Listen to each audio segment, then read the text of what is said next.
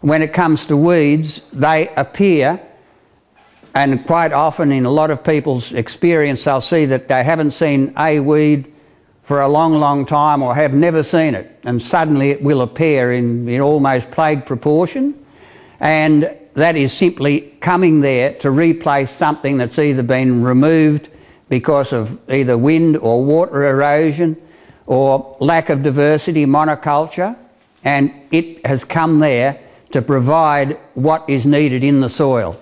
So if we look at that as an indication, a messenger telling us, you know, we need to do this to our soil or that to our soil, we can overcome the problem. But if we treat the symptom, it will continue to come back.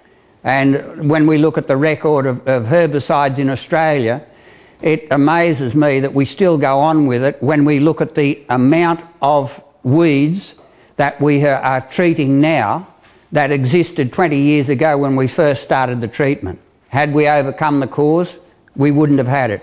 Hamish mentioned weeds are not near the problem or as confronting to people now as it was 20 years ago, where weeds were their biggest fear. Now they soon recognise, or most people have recognised, that once we get everything back in balance, that the weeds find their own place. The pioneering weeds sort of become insignificant, and the weeds are not a problem. There's no plant on planet Earth that is meant to grow in isolation.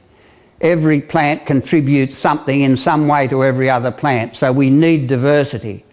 And in a lot of cases, a lot of our plants and our herbs are simply there to increase diversity.